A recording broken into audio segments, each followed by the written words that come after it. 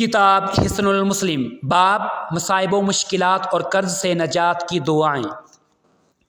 ایسے شخص کے لیے دعا جسے گالی یا تکلیف دی ہو۔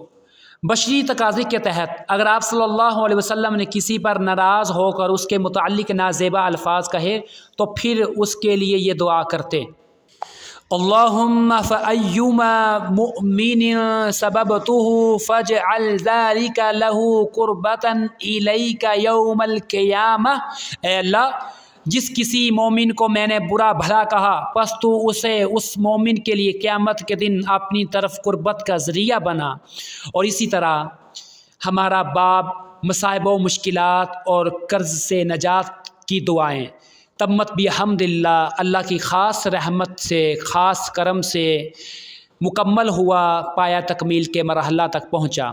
اور آئندہ ریکارڈنگز کے اندر انشاءاللہ تعالی اللہ کے فضل سے ہم باب حج و عمرہ اور سفر کی دعائیں یہ ذکر کریں گے۔ والسلام۔